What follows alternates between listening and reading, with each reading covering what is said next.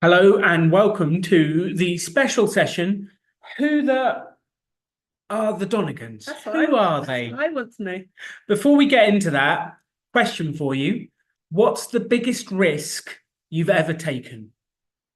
Kit, Marie, Derek, what's the biggest risk you have ever taken? Is it investing in the stock market? Gambling. Is it building a business?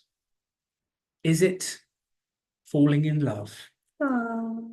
Good luck tomorrow, Derek. Viola says, quitting my job without another one lined up. I love it. It's interesting. Lisa says marrying Martin. That was a big risk. Big jump. There's the standard life plan that is out there. And the standard life plan is get good grades.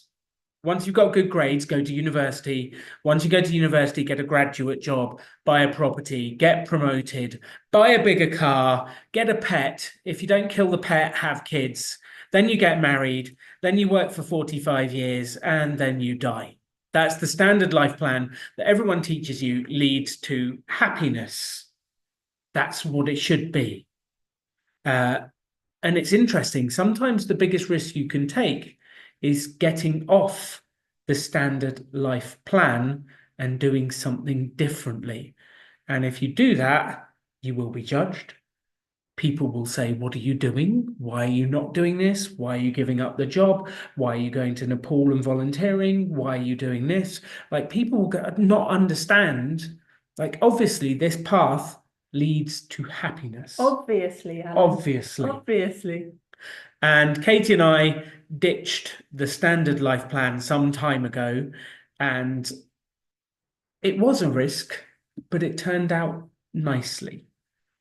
And we've got Q&A tonight, so we wanted to engage all of you live, and people have sent us some questions to get going. So we're going to start with Helen's question. And so Helen asked, how did you meet Katie and Alan? In my head, I have an image of Alan building something Lego at a convention, probably a pineapple. And Katie joining in, and you both reach for the last brick at the same time, and the rest is history. It's a lovely image, but that's not how it happened in reality. This is what AI thinks that looked like when we actually met. That's not what happened. This is actually when we did meet, way back in 2005, 19 years ago. That's how we met. And we both met on a volunteering project in Costa Rica. And we flew all the way to Costa Rica. We built a house for someone who lost their house in a flood. We taught English. We played football with the kids from the slums to get them out so that we could hang out with them and teach them things. That's me in the middle. I don't have a beard, so just in case you didn't recognize me. And that's Katie. I'm sure you spotted her a mile off. And that's when we met, way back in 2005. I don't know how we got such a cheesy photo. That's representative of us falling in love. It is. That's what it looks like. So we fell in love, and life moved on. Then we went back to Costa Rica. This is the exact moment that I asked Katie to marry me. Can you see how shocked she looks on her face? She's like, what are you doing? I was shocked. I was down on one knee with a ring, and I asked the waitress with my bad Spanish to like take photos of us in a cafe at about 11 a.m. We were the only ones there, weren't we? It was I think they found it highly odd. They found it highly odd, and it was highly odd. Basically, I wanted to ask Katie in the place where we had our first date, which was a Chinese restaurant in San Jose. And when we got back there, we're with the taxi driver, and I'm like, what about this restaurant? He said, oh, no, that's closed. I was like, why? And he said the guy who owned the restaurant had borrowed money from the Chinese mafia and not paid it back. So they shot him, which was a shame because the place had really good spring rolls. That was a joke, Derek. Derek's laughing. No one else laughed. Everyone else. But he did actually die, and the restaurant closed, so I had to do it in a cafe instead. Then we got married. This is Katie on our wedding day, pulling a pose. This is also me on our wedding day. And that's what we got married. And then you're like, okay, why were we in Costa Rica? Why did we go to Costa Rica? How did we get there? So, Katie, why? Why did you What go to led Costa me to Rica? that point? So I mean, there's a short story, a medium story, and a long story. I think Give us the I'll go for medium. medium. So growing up, I was taught to compare my pineapples with everyone else. I was so good at it. I was good at comparing juiciness. I was good at comparing size. I was good at comparing spikiness. Everything to know my own worth and my own value was based on how I compared to other people. So I think I played this game quite well, actually. I was very academic. I was top of the class in most of my subjects. I was sporty, I was musical, like I was rocking it. I was the best. And I knew that, and I knew that I was worthy as a human by comparing myself to everyone around me and seeing that my pineapples were juicier than theirs. Or so I perceived. Or you were rated at school. Well, yeah, I That guess gives empirical you proof. you are ranked, aren't you, at school? You're ranked when you go to university. You are ranked when you, even when I was working at Deloitte, there was a system of ranking. We were literally ranked, everyone in my cohort that joined at the same time. So I was very good at comparing. That worked really well when I thought or I felt that I did well compared to other people around me. It didn't work so well when I didn't feel that way. So I got really good grades at school and I got accepted into Oxford University to study maths with an S. And I saw that as my reward for having been so diligent at school and working so hard. But then I got there, and guess what? Other people's pineapples were juicier than mine. I was not the best anymore. There was a kid there that was like 16 and was better than me. And I was like, he's younger than me, he's better than me, he's cleverer than me. This isn't on. And my whole identity kind of crumbled because my identity was I was the best and I wasn't anymore. So I dropped out of uni because I was a mess, I was depressed, I just lost all sense of who I was and went back home to recover. And then after a while of like got back on my feet, I got a temp job, was earning some money and hoarding all that money and living at home. And my mum was like, Katie, why don't you do something with that money? Why don't you like go and volunteer somewhere or explore or something like that? So that's how I ended up in Costa Rica, because it was a project that where I would be able to speak Spanish, which I'd done a little bit of Spanish at school, and where I got to play football or soccer. So that appealed to me as well. So that's how I ended up there. Was that a medium length enough, or it It felt was a like I great. went quite long there? Well, Ruth the Happy Saver, hi Ruth, said long story, please, which was awesome. But I think it was interesting. Katie had attached her identity to being the best. And when she arrived at university and wasn't, that really affected her identity. And then you lose your identity and it's kind of crashed. But Sarah's exactly right. That led to us meeting in Costa Rica and changed our lives completely. It was a painful time, but it was the best thing that ever happened to me. And my story of ending up in Costa Rica, I think it kind of starts when my dad got sent to prison for selling counterfeit sportswear. Whilst he was in prison, I had to run the family business with some other people. So I was running the family business and he was in prison. He came back from prison. My dad is a highly charismatic person that can persuade anyone of anything. And he had to be tagged. You know, they put the like electronic bracelet around people's legs when you come out of prison.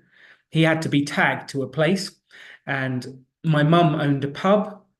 So he persuaded the judge to tag him to the pub. So he had to be in the pub by 5 p.m. at night and couldn't leave till 8 a.m. the next morning. Can you see anything that might go wrong with this plan? So he was there, he was drinking with the customers to promote the business and all that jazz. And after he'd been there for a while, eventually my mum hears that he has got a mistress in the pub. So I confront him outside the pub. It's like an episode of EastEnders, isn't it? I confront him outside the pub. We have a huge argument. I tell him if he ever brings his mistress into my mum's pub again, I'm never talking to him. It ends up in a, like I picked him up by his lapels and shouted at him. It was not good.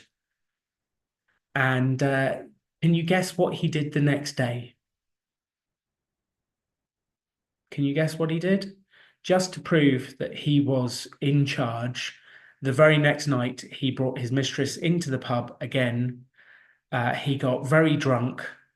My mum happened to go back to the pub and it ended up in a big altercation. My dad assaulted my mum. My mum came home with the police. I changed the locks on the house, so we locked him out, and it was an utter mess.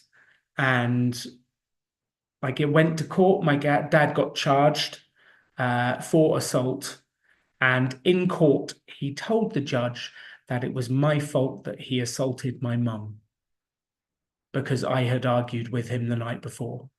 Now, obviously, the judge saw through that and goes, you can't really tie an argument to your son to assaulting your wife the next night. Those are independent events. But it really affected me. And in that mess, I was struggling. And a couple of my mum's family friends were like, you need to get away for a while, come back. So I actually went to Costa Rica on the volunteer project for 3 months. And that gave me the space to like find myself again, find my energy, and then to come back and help my mum fix things, sort out all the dad debt problems and all that stuff. But the blessing was I went to Costa Rica and I met a cute girl, which was amazing. But I do like to say I traveled all the way to Costa Rica to meet someone who lived 37 miles from my house in Uxbridge. Ickenham, actually, for those of you that know where that is. Traveled all the way to Costa Rica to meet a girl from Uxbridge. It's just not right.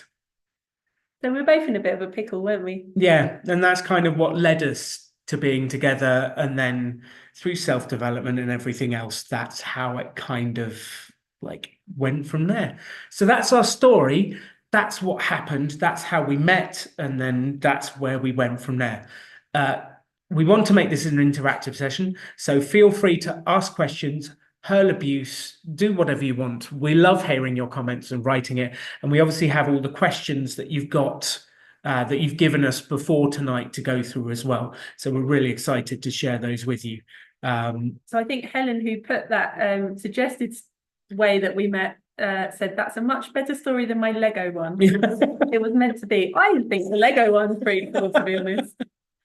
Yeah, LD says, OMG, what a story. So glad it had a happy ending. Yeah, we're like, the thing I've realized is the tough situations in life, if you can learn from them, actually help you become who you are.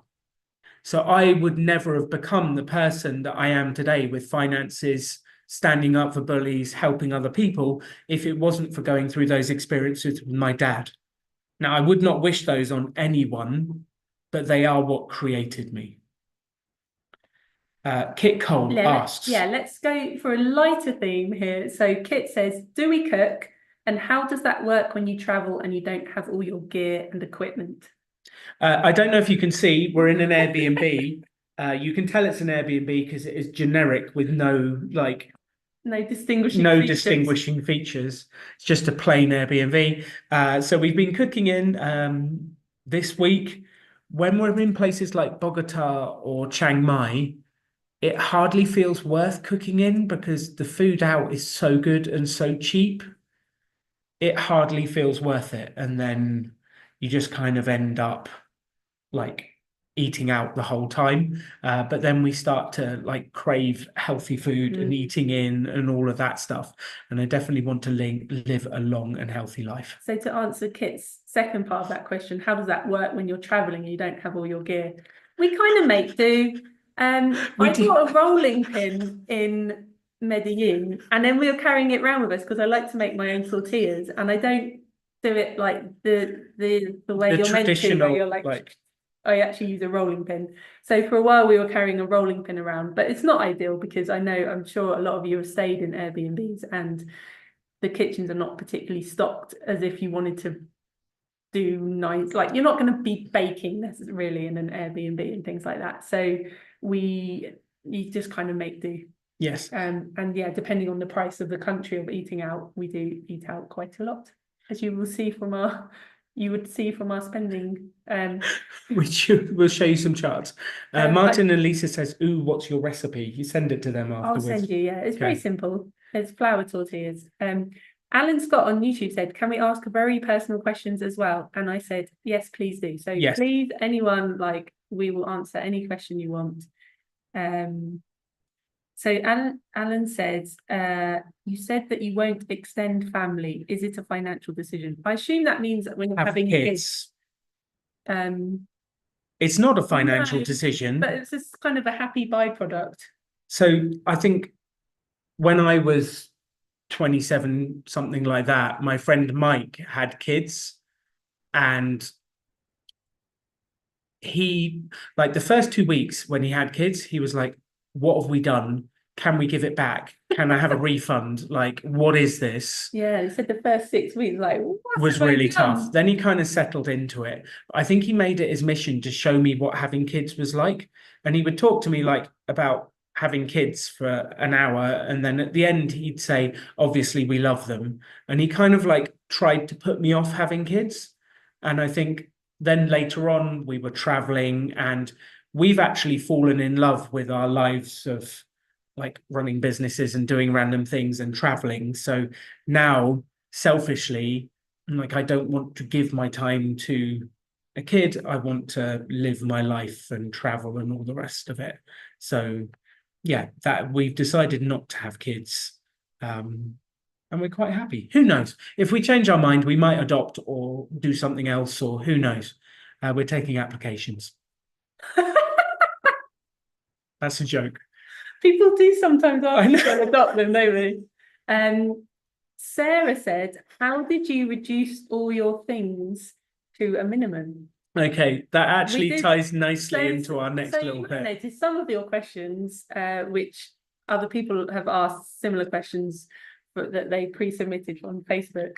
And we've made a few slides for some of these. So let's go into that one. We know we love a good few pictures.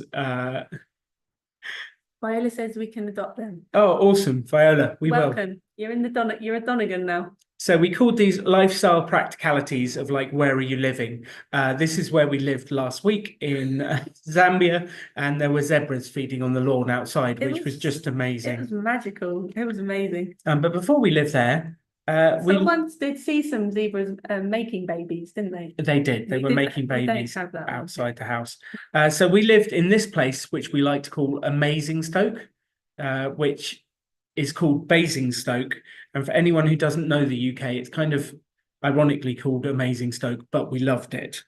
But then, like, I think it was when I was about 30, I took my mum to Venice for her 60th birthday. I think you were 40 and 70. Okay, I was 40. Timelines get confusing. We took mum to Venice, and I was doing some goal setting and planning, sat by the canal, and I was answering this question: what do I want to do? What do I want to be? And what do I want to have in my life? And this was my goals book.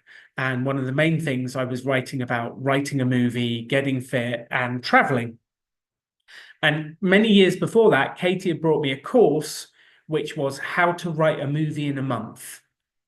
Problem was, I'd never had a month. And because I was turning 40, we were getting near financial independence. I was like, let's do a mini experiment. Let's go. And it was actually Katie who was like, "Why don't you just take a month off and do it?" That was Bill role reversal, wasn't it? It was. You're normally the like, "Let's do it." And I'm like, oh. So we went to Hollywood, and I was going to write a movie, and that was my entire plan. That's what I wanted to do. So we got on a plane, we left the UK, we moved here, we stayed in that apartment on the beach. It was tiny. Tiny and amazing. And I started writing. And then every day I continued writing, and I took a lot of selfies of me writing, which was very dull.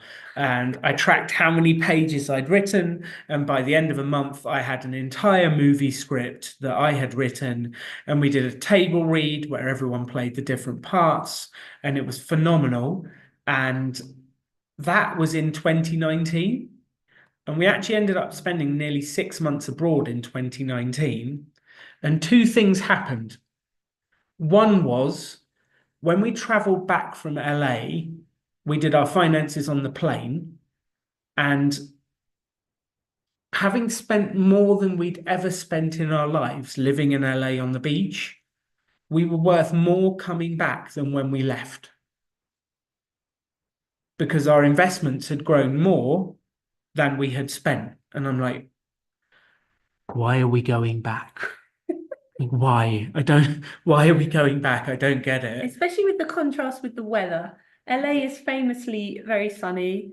The UK is famously quite grey. So that really hit us when we got back and we're like, oh, it's not as sunny here, is it? Exactly. And like we realized at the end of the year, we were actually paying twice for accommodation because we had our flat in Basingstoke and we were traveling around the world a lot at this stage. So we're like, this seems daft, seems absolutely daft. So let's change. And this is Katie breaking up the terrible couch in our flat in I Basingstoke. really didn't like our sofa, and actually we inherited it from the guy before who really duped us into thinking he was doing us a real favour by saying, oh, I'll leave you my sofa and I'll only charge you £100 for it. It's because he didn't like the sofa and because he had such a trouble getting it in the flat that he didn't want to deal with that again. So we took it to pieces to like take it to the tip, and there's me with like a pair of scissors cutting through the like fake leather thing. I feel like we were like ripping it apart. Anyway, so we got rid of We got rid of that. all of We our cleared stuff. out the place. That's the space where our bed used to lay because we'd sold everything. There was no bed left in the place. That is the very happy guy that got the steal of buying my car. It was very sad. We sold nearly everything in the apartment. We took a picture of all the cash we got. And it was quite an emotional process. So we had to go through each and everything that we own and go like, are we keeping this? Is this something we're going to travel around the world with? Are we going to store it somewhere? And we'll talk about that in a little bit.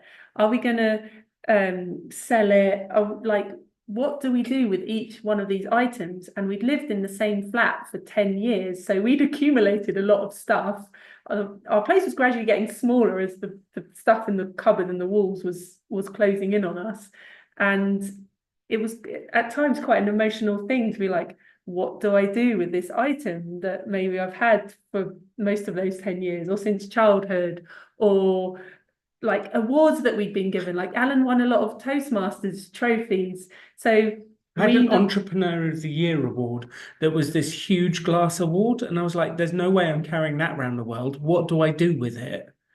So it was very strange sticking my Entrepreneur of the Year award in the recycling bin. We took photos of these trophies and things and then threw them away. And like we've never looked back at the photos, have we? But yeah. Exactly. Just before we move on to the next bit, Mercon5 says, all the years you were increasing your gap and saving money to invest, were you actually living a really frugal life? And how did you cope with that? Were we actually frugal, Katie? I suppose we were. I mean, That's Katie's scale. She thinks if you spend any money, you're not frugal.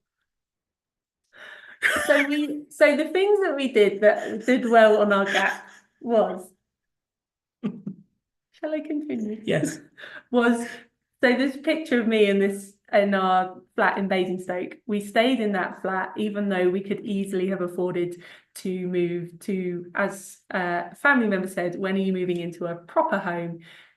He meant, when are you buying a house? We never did that. So we kept our accommodation costs very low. The mortgage was like 300 or 400 quid by the end. Yeah, it was very ridiculous. That was our entire mortgage. The car that Alan sold to that very happy chap was a small Skoda Citigo. I'm sure you've seen pictures of it that we've done that we put in Rebel Finance School. So we kept our transport costs very low. We still, what I thought of as like quite lavish holidays throughout that time. But because we had our base costs very low, year in, year out, we were spending like 35, 40 grand a year, weren't we? Like it was, yeah, if we kept our base costs low, which meant that, and we sort of, because we had the target of getting to financial independence, anything we did to get there was like a badge of honor. Like, yeah, I'm driving this car. A, I love the car, and B, it means I'm going to get to financial independence quicker. We were so focused on it that it became this fun game. It never felt like deprivation, ever. Including bin diving for nectar points. So they probably don't do this anymore. They probably don't print the vouchers out. I don't know. I haven't been to Sainsbury's in a long time. But you know, you get like the nectar points. And some people that aren't into nectar points would just throw them in the bin. So when we came along and we're the till and it's got all the stuff in the bin, I'll be like, oh, there's a £5 off voucher there. I'm going to take that. I'm going to have that. Until one day the lady almost like slapped my hand and took it out of it, the lady that worked there. But it was a fun game. Did we need to be like going into bins? No, we weren't, but it was fun. It was a fun something game. Like when we would do the accumulation, like, oh, it's £5 off, and we got an extra 1,000 points when we spent £20 and blah blah blah. So we just had fun with it. And Mercon said, did we actually go out for a drink or dinner or go on holiday? And Mercon, we screwed the expenses to the floor in things that we didn't care about so much. So this is different for everyone, but we didn't care about clothing. Neither of us drank alcohol. We only went out on a Saturday for dinner, but we did go on holiday. And I loved a good trip. I loved going different places. So we spent money in line with our values and what we valued. That was the basic bit. Yeah. So let's move on to the next bit, because LD says, do you travel with hand luggage only or checked baggage? So we sold nearly everything. And then we were left with, these are our 2 bags that we travel around the world with, which is nearly all of our worldwide possessions. We have 2 bags. They're roughly 20 kilos each. That's all our stuff. And then we have a backpack with laptops in. So we have 4 bags total, 2 each.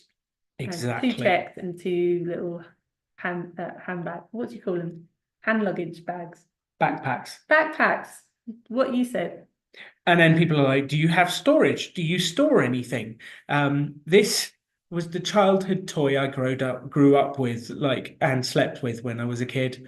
And I couldn't get rid of him. We couldn't get rid of our wedding album. So, like, we have a couple of boxes of stuff in parents' house, which, if my mum moves, is a problem.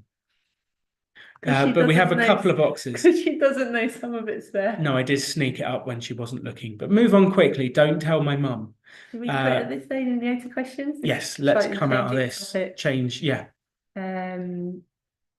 Lorena asking about, do we have a source of income from other places, which we could go into now. We've got a little bit coming up. Well, the answer is yes, and I'll say in a bit, but yeah. What else have we got? 49K question. You guys travel all the time. Where do you book your air tickets or hotels? Our flights, generally, we look on Google Flights. And then from there, we check individual airlines for the prices. That's generally how we do flights. I do use, there's a website called flightconnections.com, and it will show you where flies to where, like what destinations are from, like, say, oh, we're going to Sydney on Sunday. Where flies directly to Sydney from near where I am? Yeah. And just to see the connections.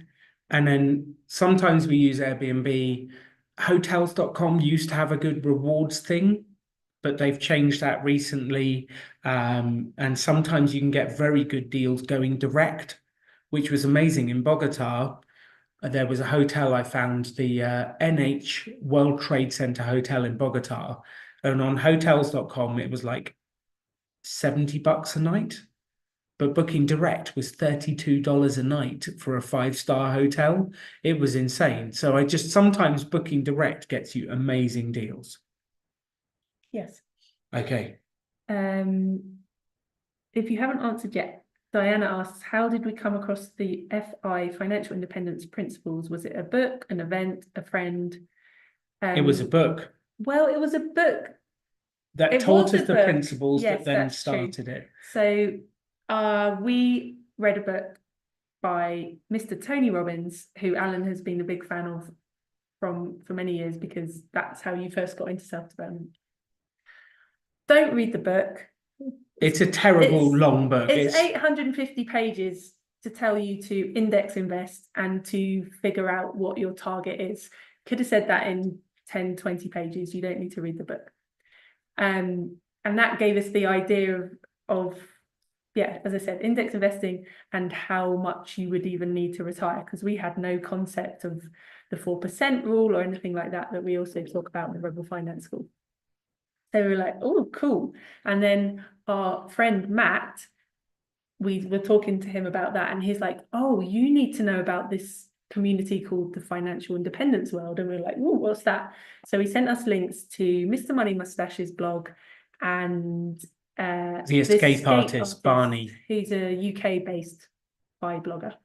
And I devoured those blogs, and that was how we heard about it. That was how we heard about it. And then after devouring those blogs, we flew all the way to Ecuador to go to an event called Chautauqua, where we met J.L. Collins and Mr. Money Mustache and the Mad Scientist. And we were able to look them in the eyes and like get a feel for them. And then we really believed the subject. And that's when we were all in, and we're like, okay, this stuff makes complete sense. Let's do this. Let's nail it as quick as possible. Stephen Harrison says, hi Steve, he says, so there's not a standout alternative to Airbnb, which is no longer really any cheaper. Couch serve at ninja houses around the globe?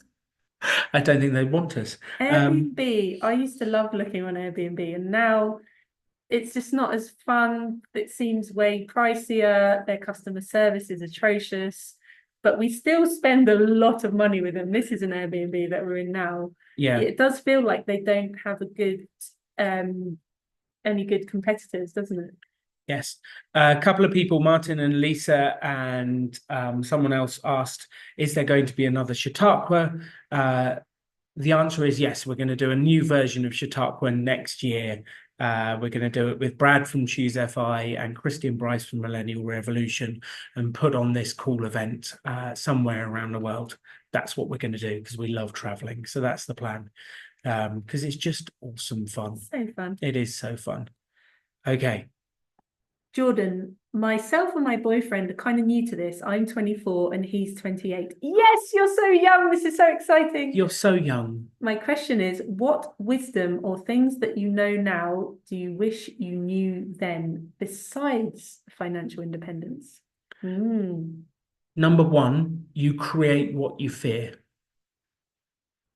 And I really want everyone to hear that. You create what you fear. If you are afraid of something, you will do something weird that actually makes it come true. So like knowing that, focusing on what you want is one of the most important things in life. And I wish I had known that sooner. I really wish I'd known that sooner. What else do you wish you'd know? Happiness doesn't come from things or people or achievements. Definitely not achievements. I tried that one for a long time. It's like, oh, when I achieve X, Y, Z, then I'll be happy. It doesn't work like that. Happiness comes from within, and you need to focus on being happy first. And then all that other stuff that you want to achieve just comes way more easily, because the happier you are, the more productive you are, the more creative you are, the more you can see possibilities. So happiness is more important, I would say, than finances. And please don't put that off until you've sorted your finances out, because happiness is available now, and it should not be deferred for any strange thing that you think it's contingent on. Emma in the chat put, you definitely need to write a book. Title suggestion, Destination Donegan, A Liberated Life and Pineapples. I quite like that title. Okay, should we do a little bit more? We got a couple more bits that we were doing. Yeah. Okay, because people would be going like, how do you work out where you're going and what do you do and stuff like that. And we'll answer the financial questions in a second as well. So like, where have we been? Katie obviously used a data visualization tool to create a map of where we have been over our last 4 years, nearly 5 years of traveling around the world. So these are all the countries we have visited so far, and the different places we've been. And then people are like, well, this is an interesting bit. Katie, you do the next bit. I think it's interesting anyway. Well, which countries we've been to the most. So this is the interactive portion of the evening. Quiz time. Quiz time. In the 5 years that we've been traveling the world, which country have we spent the most time in? Fiona says Colombia. Lorena says, when are you going to Chile? I'd love to go to Chile. Steve says US. Viola US. Kit US.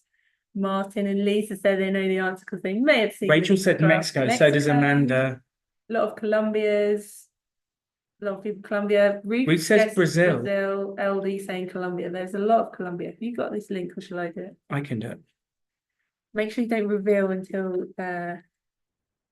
it'll start going.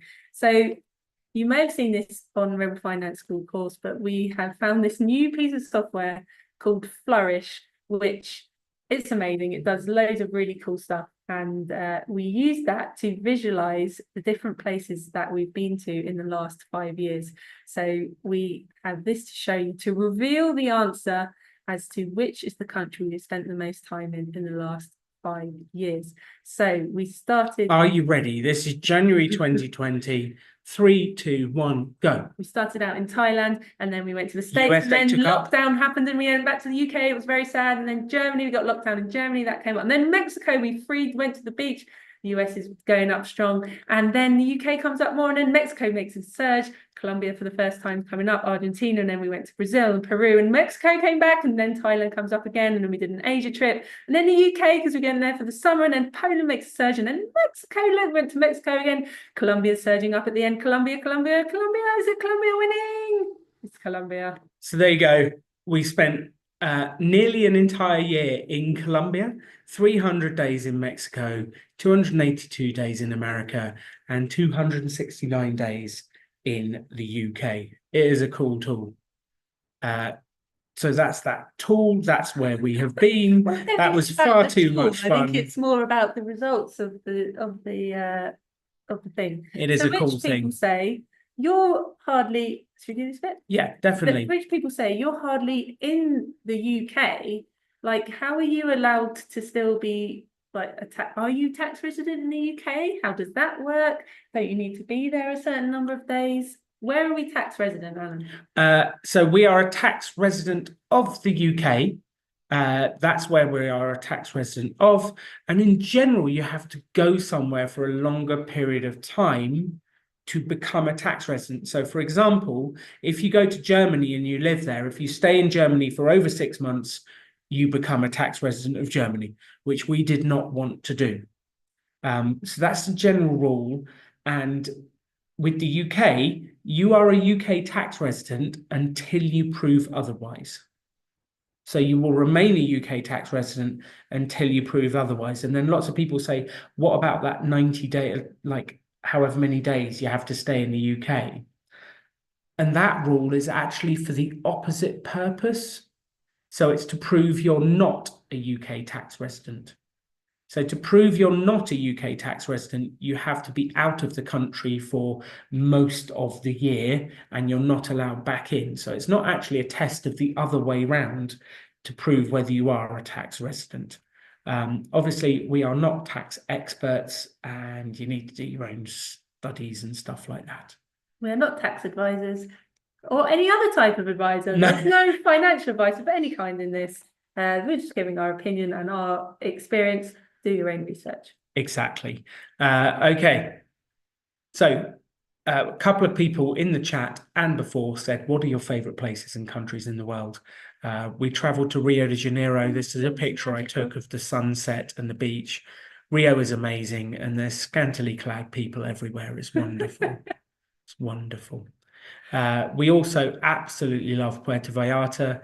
This is a picture of Katie working on our finances whilst looking at the sunset. We had an amazing time in Mexico in the beach. We love going to Disney World. You probably knew that. It's always fun. We're like big kids. T-shirt on. We absolutely love Colombia. Colombia is a phenomenal place. We really love Berlin and staying in Germany. It was amazing.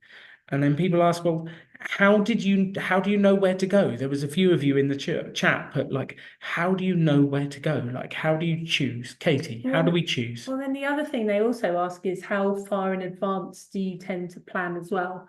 So how do we choose where to go? Sometimes there's certain events that we want to go to that are at a fixed point. So we want to be in that country at that time. When we planned 2024, there were 5, 6, 7 things we knew that we wanted to do. At the end of 2023, at the end of every year, we always do an annual review and say, what did we enjoy? What do we want to make happen? And this was one of the first times we were very deliberate about actually making that stuff happen and converting what we'd discussed into action and things happening. So we had a few kind of fixed points of things that we wanted to do throughout the year. And then we get our post-it notes out on the wall and think, okay, if it's a specific date that's on, that needs to go in there, and that acts as an anchor point. Or if it doesn't need to be date specific, we start moving things around and thinking, okay, well, we're that part of the world for there. Maybe we want to explore a new country that's near there around that time.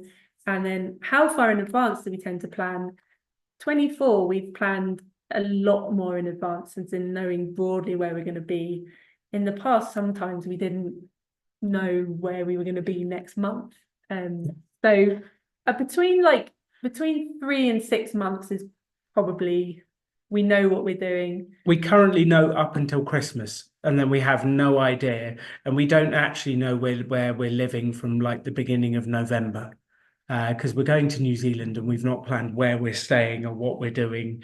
So we need to actually plan that. Jeremy Hodge says, do you still dream? I don't remember any of my dreams. Do you mean nighttime dreams or like I think he means like dreams? Do we still have goals and plans? The answer is yes. Like I do goal setting every year. I come up with huge amount of ideas, and we always have energy to do new things and change the world. So yes, we do that. Oh, Bethany is holding us accountable. Says, I wonder how things are going with prioritizing your health this year, and what do you enjoy doing for exercise these days? We love going to the gym. We've been on a muscle building drive, because apparently you lose muscle as you get older. So we've been trying to build muscle, stay healthy, and we've been doing quite well. Apart from our time on the African tour recently, where I ate just about all the food in the world, and that was not good. And I need to lose that weight again. But in general, we have been very healthy this year, which I'm very happy about. Then we had a question. Alan Scott says, where can you see yourself in 10 to 20 years? I have an answer. Do you have one, Katie? Physically located, I have no idea. In terms of what we're doing with our time, I am really excited about building Rebel Finance School. We have this dream of reaching 1 million people and helping them with their money. So that's the thing that I'm really excited about building and growing.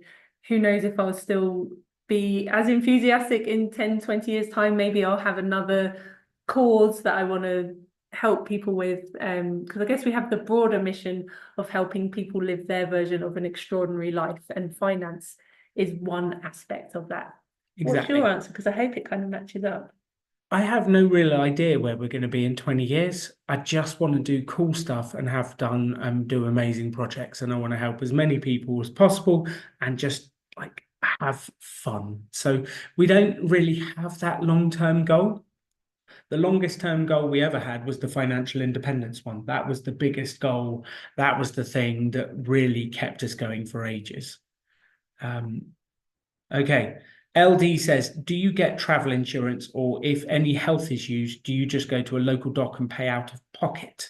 One thing we've discovered is, in general, Americans are really concerned about health insurance because it costs so much in America.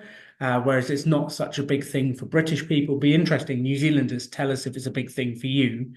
But for us, what we've done is we got a long-term travel insurance.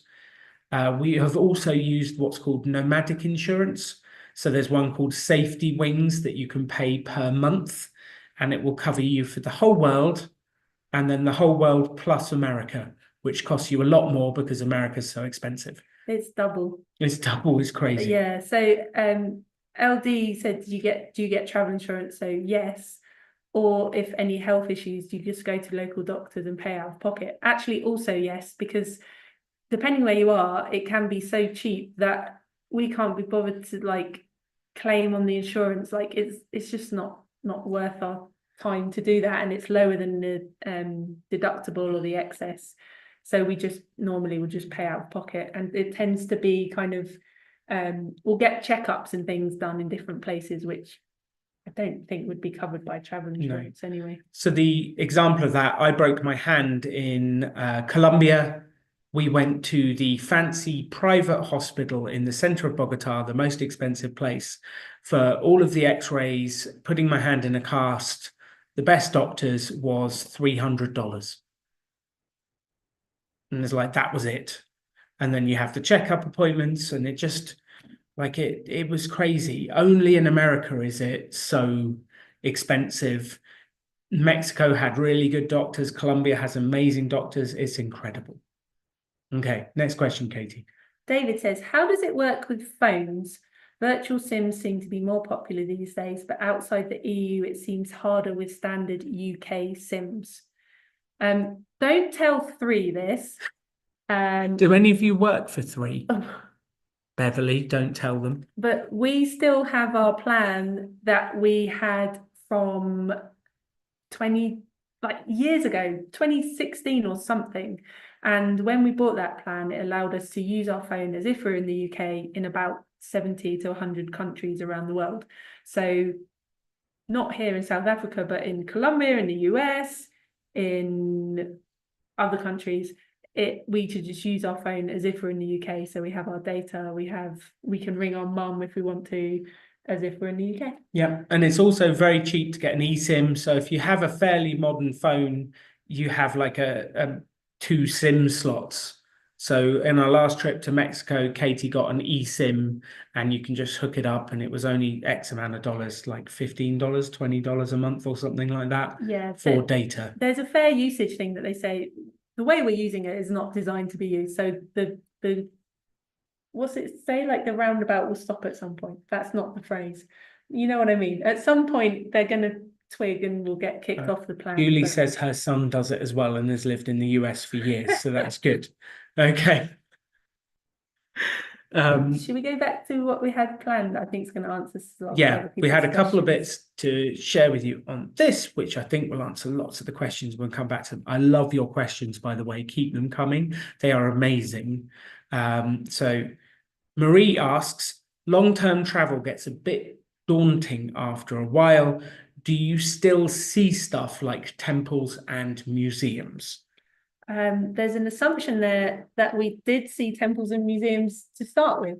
We go to the odd museum, which we do like. We don't tend to do that much touristy stuff. We like to meet people and hang out with people that live here. So just tonight, a friend knew that we were coming here and said, "Oh, I know someone in Johannesburg." So they introduced us, and we just had a really nice dinner with her and her family. And you get to ask them like about what it's like to live here, and to me that is the most interesting part of travel, is to learn about, meet the locals, people, find the fun stuff. And we found around the world there's more similarities with other human beings than there are differences. You all like to laugh, you're all figuring out how to live a happy life, you all like food and enjoy like nice experiences. So that's what we tend to do, and then we'll be working on our projects along the way as well, say Rebel Finance School. And so the bit I found about traveling is the traveling is exhausting. So the actual traveling where you're going between places and moving is tiring. So I'm not actually a big fan of the travel bit. I like to be somewhere. So we have this idea of slow travel where we tend to like to go somewhere for 2 months. So we book like a month or 2 months in a place, we chill out, We maybe do something once every week or two, and that's it. And we see something. When we go through the busy traveling periods, it's exhausting, and I'm like, can we just chill out somewhere for a bit afterwards? Susan says, do you think some point in the future you may live permanently abroad, Katie? This is a chance for me to ask Katie some of the questions I want to know as well. Like, over to you.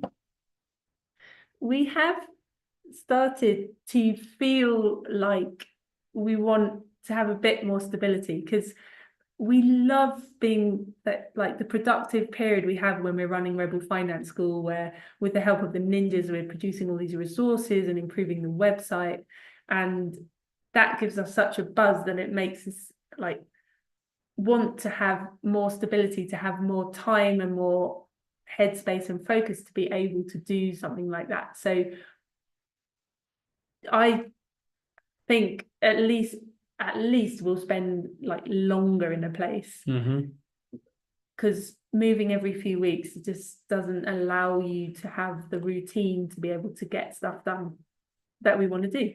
So I think maybe longer stays to start with, but I do see us at some point being normal. To hear laughter, that one, he's like, you will never be normal. I saw him. Yeah, Martin used to say it's very tiring as well. It's very tiring to keep moving. It is. Yeah, LD says love slow travel. And we end up spending a lot of our time planning and do we have somewhere to sleep that night in the plan, and booking hotels and flights and things, which of course is very exciting and can be a full-time job. It means that we're not doing what we're really passionate about. Yes. Ray says, do you travel economy? Yes. Most of the time we travel economy, although we once went first class on points and it was amazing. And I kind of always now dream of going first class, but I can't justify the price. And then a few people are saying, what about accommodation? So Katie obviously created a chart. She's tracked every day we have stayed places for the last 5 years. What percentage of our stays do you think were Airbnb versus hotel versus friends and family versus 1% in the home we lived in? At the beginning of 2020. So tell us, just put the percentage you think that we stayed in an Airbnb. This is probably the easiest way of doing it. Frida's like a third. Interesting. Lorena, 50 Airbnb. Marie, 75. Martin says 50 Airbnb, 30 hotel. About equal, says Gronya. 30% Airbnb. I love it. Alan Scott says 70%, but we're not sure which he's referring to. Say Airbnb. Yeah. So 70% Airbnb. Have you ever tried a camper van for a while, says Katie Court? It doesn't show up on our list of where we stayed. No, it does not. Okay, should we go these? Answers. Okay, so the first one, Airbnb, 56% of the time we've stayed in an Airbnb or a private rental. We just kind of lump them together. And then hotels, 24% of the time. And then friends and family, 19% of the time around the world. That's where we've stayed. That's what we've done. Yay. We haven't tried a camper van, Katie Court, so we need to do that. Yes, we do. Well, do we? Well, we could do. That's a thing in New Zealand, isn't it? Yeah. Oh, travel tips, says Steve. Do we have a neck pillow? Do we have Bose headphones? We did invest in neck pillows for our most recent flight. And because it was 15 hours in, like, basically we traveled for 30 something hours to get from Colombia to South Africa. It was intense.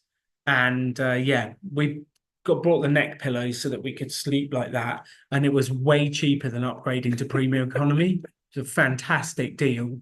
And we do have headphones, and yeah, that does help. It does help. We did have a few other little like travel tips. Should we go to those now? We did have some travel tips. Tell them. Rachel says, can you sleep on flights? Rachel, we've been training ourselves to sleep anywhere. And my top tip is I listen to hypnosis tracks that like knock me out. So Paul McKenna does some like how to make you more confident tracks. And I just have those on repeat and he knocks me out. And then I time travel through a flight and arrive at the other end. And hopefully am more confident if he does what he promises. Quick fire round. Sheetal, is there anything you miss about the UK? M&S I biscuits. knew you were going to say. Definitely miss M&S biscuits. I love going to Coke Brasserie for breakfast with some friends. What's that breakfast? Dishoom. Oh, I love shoes. Dishoom's breakfast. And some of the people in the UK are lovely. Some of them. Yeah, we miss our friends and family, and but with being able to like FaceTime or Zoom or whatever it is, it's way easier to stay in touch. More on a quickfire round. Fiona says, "Who does most of the cooking?" We are a team, we do it all together, but we have developed our individual roles. So Katie makes the tortillas and I do the stir fry to make fajitas. Like we developed our individual roles, but we always do it together. To hear, do you get on each other's nerves seeing as you spend so much time together? She really pisses me off sometimes. And how do you cope with it? We're a normal couple. We have arguments, like we're normal people. I'm sure I get on Katie's nerves a lot. Like we're normal. I think we have been developing some of the skills to be able to negotiate through that and find a way to talk about it, like what happened. And you definitely don't want to punish the other person for something that's happened. You have to live together, you have to work through it all. And we've done a lot of self-development on that stuff of how to communicate, work together, especially because you're balancing what you both want to do, but you're in an Airbnb, and how does one want to do this and one want to do that, and how does it work? And there's a lot of working out how to do it together. I think because we do so much together, so we work on Rebel Finance School together. We're working on pretty much all of the projects that we have are joint projects. So I think sometimes we forget that we're allowed to like do separate stuff. We tend to spend 24/7 together, don't we? It's like, oh, should we go to the gym and we'll go together? Oh, let's go for food and we'll go together. Oh, shall we meet that friend and we'll go together? I think we forget that we are separate human beings sometimes. So I think some more planned in time apart would be a good idea. Yes. So JH, I like this question. What did the first months of retirement feel like for you? Vicky Robin, the author of Your Money or Your Life, talks about it triggering a bit of an existential crisis at first, but then being great in time. It's interesting. So we've actually done some research on this, and the moment your average human retires, your chance of dying goes up by 2%. So you're like, oh, I worked all this time to get to retirement, and then my chance of dying goes up. And that is because of this existential crisis, the wondering who you are in relation to things. You give up your identity of your job. You're at home, like lots of things happen. You're also far more likely to be depressed than the general population when you get to retirement, which is just crazy. Now, from the study we've done, Mark says, great, can't wait. no, there's a good Mark, it's okay. Everyone listen to this. It sounds terrible, but it's okay. If you are moving away from work and not having something to move towards, you will have this tough period. If you are moving towards a new future, i.e., retiring into a new role, something you want to do, volunteering, traveling, spending more time with the kid, I don't know, whatever it is, you're retiring towards something, that transition period is very short and it's not painful at all. And we actually had a lot to retire into, and I didn't have a single second of that existential crisis, the depression, any of that, none of it. And that's the key piece. And lots of people are saying, so when we ask people like, what are you moving towards? They'll say, well, I'm moving towards retirement. If you say I'm moving towards retirement, it means you don't know what you're moving towards, which means you're not actually moving towards retirement. You're moving away from something else, and you're going to have a bumpy landing. So you actually need a real thing to do afterwards, and that will fix a lot of those problems. But you just need something to retire towards. So don't care what it is, retire towards travel, spending time with people, learning something new, volunteering as a ninja. Who knows? Doesn't matter. Just find something to move towards. Which is purpose. You're talking about Mhm. purpose. And actually, I think I don't know if I'd call it an existential crisis, but I did have a bit of a crisis because I had not worked on my happiness as I should have done throughout working. It was like, oh, I'll deal with all my like weirdnesses and behaviors and things that I don't like that I want to work on. Oh, I'll deal with that. I'll deal with that later. Mhm. And then later came and I was like, oh, I should deal with this now. I'm spending a lot of time with myself. I'm spending a lot of time with Alan and all this stuff's coming up. So that was and has been painful because I hadn't dealt with it and then I had to. And there was no excuse anymore. Mercon Thive, this is the second time he's put the question. Yes, Thank you for Mercon. putting it again, because sometimes questions get lost. So if we ever miss your question, you can put it again for us. Mercon says, have you ever thought if it would have been a problem if one of you was not interested in financial independence? And do you believe this is a big issue within a relationship? Well, Mercon's question actually assumes that we were both on board with financial independence immediately. And that was not the case. Why are you looking at me? It's sort I mean, I was sort of on board, but so we both read Tony Robbins' Money Master the Game. Don't read the book, you don't need to, but that's what made us first understand the idea of a lot of the principles that underpin this stuff. Yes. But then I was like, wow, this is a bit weird, isn't it? Like, why am I allowed to do this? And all my friends are still going to be working and I don't deserve this. And this is weird and this weird guilt, blah, blah, blah. So that caused friction / arguments. And then Many arguments, because I was like, why would we not do it? Like, we can buy our freedom, we can have this amazing life. And you're saying we shouldn't do it because everyone else is working and you'll feel guilty. This seems like weird to me. So that caused massive like arguments at the start. So then I read Mr. Money Mustache's blog cover to cover. I just read his Article whole by article. back catalogue, spent all my spare time with the man virtually by reading his stuff, and came round to his way of thinking because I was spending time with this person through reading his stuff. And I was like, I'd be daft not to. So that was the turnaround for us. Lorena has asked more than once about our different sources of income, and other people have asked that. So let's do that little bit, shall we, Alan Donegan? Yes. So a little bit about our finances, which you can ask anything about. We want to be as open and transparent with you as possible. Please do not compare pineapples. That only makes everyone sad. So just like this is our situation. Our target was 1 million invested, which would give us 40 grand a year to live off for the rest of our lives. Here is our entire net worth chart from 1994 when I was 16. And you'll see nothing happens for this orange line is our net worth. And Tahir's like, has it flatlined? Yes, our net worth was dead up until 2009. Then we like saved a little bit, and then we sort of bought a house and we had a little bit more, but it's kind of low.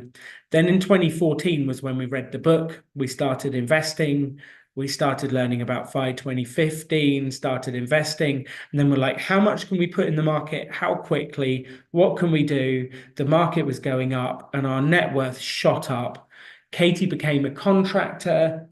She tripled her income. The market went up by 30%, and like our net worth, we were shoveling every spare penny. And I think there was one year when Katie was contracting where we're like, every day off costs us money. So we basically didn't go on holiday. Yeah, we just worked. That was too much. I worked too hard that year. Yes. We learned our lesson. We learned our lesson. So it kept going up. And ever since we retired, it kept going up as well. This was the point. April 2019 was the first time we crossed £1 million invested. We had £1,029,741. And since then, our net worth has grown to 2,080,000 at last count. So it's pretty much doubled since we retired. And then the question that Lorena and a few people said, do you fund your spending entirely from your portfolio? Well, based on the 4% figure, like when we retired, we could get 40 grand a year. Now we could live off 80 grand a year based on that. Which you don't necessarily like update your spending, do you, as your portfolio goes? It depends. No, but if it goes really that well, yeah. So something that happened to me, which I was not expecting, I built this thing called Rebel Business School. And Rebel Business School teaches people how to build businesses without debt. It's a free course.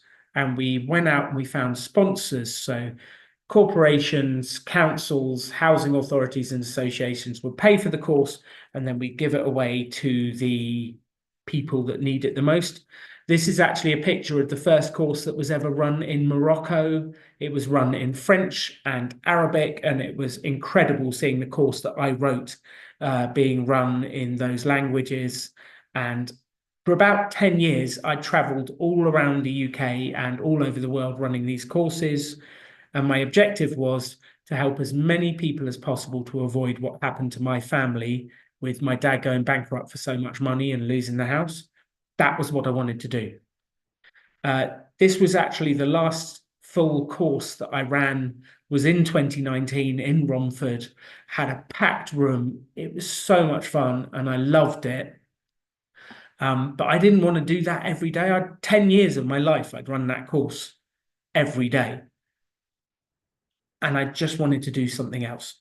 So I learned about this thing called the revolver test. Have you heard of the revolver test? Emmett's shaking his head. Lorena's shaking her head. No, you haven't. So if you're American, please don't actually do this.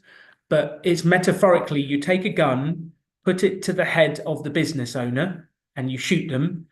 If the business survives without the owner, you have passed the revolver test, and it's an actual business. If the business dies with the owner, it's not a business and you are self-employed. Make sense? You don't actually do this. It's just a thought experiment to know. I think they understand the idea, Alan. I'm quite worried. Caveat. Okay, good. Lorena says I'm self-employed. That's exactly it. So many years I was self-employed. I spent 2 years trying to figure out how to pass the revolver test because I wanted Rebel Business School to still do its good in the world. I didn't want it to end. So eventually passed the revolver test and I passed control of the business to this young man called Henry. Henry does look not that happy that I picked him up, but Henry was the first person I ever hired, and he's taken over the business and now it runs without me, which is phenomenal. So it runs without me and I still own 50% of that business.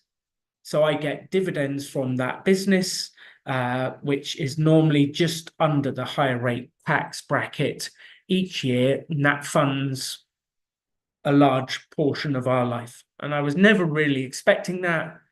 I wasn't meaning to do it. I thought all of the money was going to come from our investments. We never planned on it. We never included Rebel Business School in our net worth. It's been a bonus that we didn't plan on having that income. Exactly. And that freedom from that business and that income, as well as like our FI stuff, has allowed us to travel. And then we've used that freedom to build Rebel Finance School in our spare time. And that's why we can just do it for free and give it away. And it's just so much fun. Stephen Harrison says, are we thinking about the revolver test for Rebel Finance School? Clearly not. Rebel Finance School is a terrible business model. It costs us money each year. It's not a business. I am thinking at some stage of how do we turn it into, because like maybe we'll enjoy running the course for 10 or 12 years. So how can we use our resources to set it up so someone else runs it after us, or it becomes a self-paced course? Who knows? But that's a long way off in the future. We've been running it for 5 years now, and we love it. It's amazing. What else have you spotted in the questions, Katie? I have spotted something. Where was it? Put me on the spot. The questions move very fast. Elisa says, do we ever miss that home feel of having one place we live in? And what about friends? What friends? What are they? You're our friends. We have online friends. Hello, online friends. Love you, Lorena. Hi, Melanie. The home feel. I feel homesick sometimes. I'll turn to Alan and I'll say, I want to go home. And he'll be like, what does that mean? We don't have a home. And I'll say, it's normally that I feel uncomfortable, like if I'm a little bit ill, if I don't like the place, if we stay in a place and it's a bit dirty and it's not very nice, like I'm like, I want to go home. But it just to us, what we've realized is home is a comfort feeling. So it's like I'm missing comfort. And then we go to a nicer place, or we resolve whatever it is that doesn't feel quite right in our environment. And then you feel happy feeling's again. gone. And people say, do you not miss having a home? And I say, I have a home. It just changes way more frequently than other people, than, you know, the way most people live. So we have a home right now, and we will refer to wherever we're staying as home. Like we're out and about and be like, oh, should we go home? And we mean wherever we're staying. And we did have that feeling in Bogota recently. Katie had quite bad, what's the word, diarrhea? I think that's like, I don't know how else subtly to say it. You're like, how shall I put this? How shall I put it politely? Anyway, it really messed with her, and we had to get her a drip. She wasn't feeling well. The apartment we were in had a bit of mold. It wasn't nice. It was raining continuously. And like that feeling of like homesick came from then, but it was a discomfort. And as soon as like I'd helped Katie healed, I helped her get better. We moved. I booked us a really nice hotel. I'm like, screw this, we're going somewhere nice. And we fixed all that, and it just felt better. So it happens sometimes. I stopped listening to you and started laughing because Kathy Lane called it the bum floods. I love that we're talking to the world, to our online friends about bum floods. Let's change the subject, Alan. Ruth says the spare room is already made up for friends. Ruth, we're coming to stay, definitely. Oh yeah, so the other part of that question was about friends. Sometimes we don't make friends in a place, and we do get a little bit lonely is probably not the word because we have each other, but something like we need other humans and interaction. So the way that we've found to make friends, some places we'll go and we'll look for the local financial independence group, or the Choose FI groups are great. Choose FI, or the digital, there'll be a digital nomad group, and we offer to do a talk for them, and that we made great friends in Argentina through that. Yeah. Toastmasters groups are amazing. Because I have a history in presenting, I go to a Toastmasters group all around the world. So we went to Toastmasters in Poland. It was awesome. I won the award for Best Improvised Speaker, which was great fun, and we made friends. I delivered a workshop for the Tokyo Toastmasters. We had an amazing time, and then they took us out to an izakaya, like the Japanese bar afterwards. It was phenomenal. So Toastmasters is an incredible way to connect with people around the world. Plus, we have our friends at home that we message all the time on WhatsApp. But it is like, it's not an ideal situation. And it's definitely, that's one of the things that we miss sometimes, is that closer connection to friends. We definitely miss that. Okay. Quick question. That has now gone off screen and I can't see anyway. Simon says, have you thought about teaching schools? Simon, yes, we have. I've actually taught in schools when I was younger about entrepreneurship, but we haven't figured out how to do it yet for the finance stuff. That's something we want to do. Fiona says, how do we manage to not collect stuff? Baggage allowances. That's what the weight allowance is for, Fiona. So we do accumulate stuff. So when we were locked down in Germany for a few months, we had a bunch of stuff because we bought bike helmets and stuff like around the home stuff because we're in the same place for a few months. And then we just we have to be very strict and get rid of stuff. So we'll donate to local charity shop, or we'll, friends that we've met during our time there. Katie buys jigsaws and then we give them away to the kids of the people we meet in the place. Like all the adults. All the adults. No, that's not what I'm saying.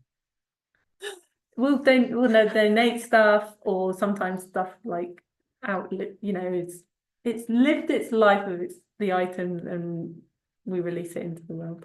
Exactly. Alan, did you go to university? Katie, how long were you at Oxford Uni? Alan, did you go to university? No, I didn't go. I know. I did not go to university. Uneducated. I am uneducated. I don't have a degree. Yeah, that's it. I didn't need university. Did we donate our rolling pin? Yes, Martin and Lisa, we donated our rolling pin. We gave it to someone, didn't we? We did. So Sylvia's other part, how long was I at Oxford? I was there for just over a year. So I did my first year exams, just about passed them, and then shortly into the second year was like, this is not working. So then I had the time off to recover, met Alan in Costa Rica, and then I went back to uni and studied statistics at UCL, University College London. Yeah. And I did complete that one. And then we had Viola asked me how the script's going. Yes. I mentioned that at the start. I got distracted by running Rebel Finance School, and the script is just like parked for now, and I do want to get back to it at some stage, but we just get so excited about helping people with their finances and different things that, yeah, that got parked for now.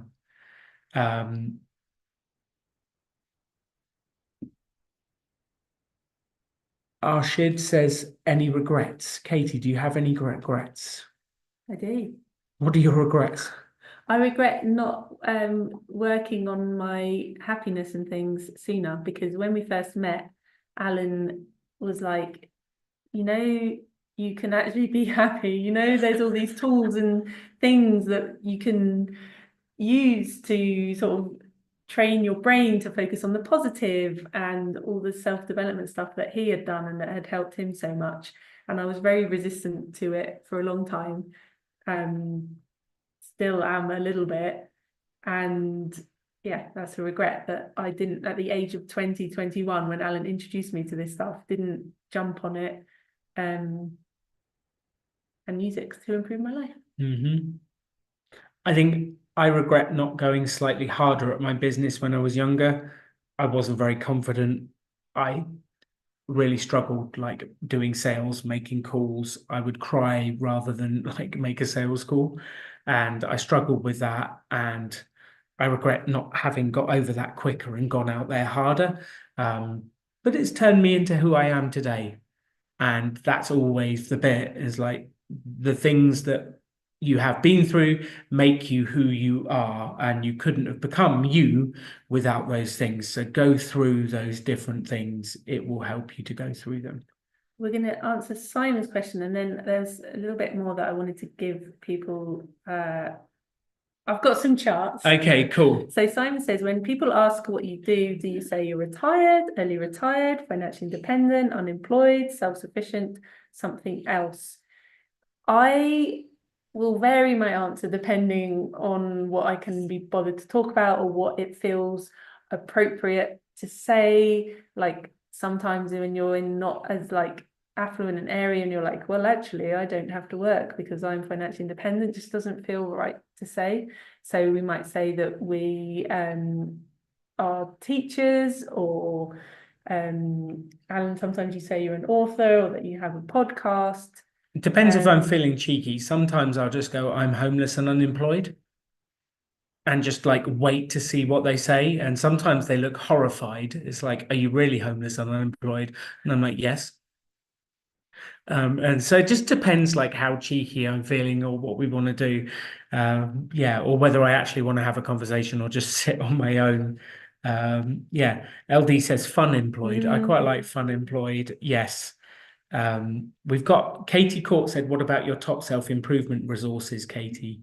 Oh, we have that. We have a couple of that and some bits. Let's do some of the bits that we have prepared. Just before, Marta says, if you could change anything in your life right now, what would that be? What worries you? I love that question, Marta. I think everyone on this call should ask them that question now.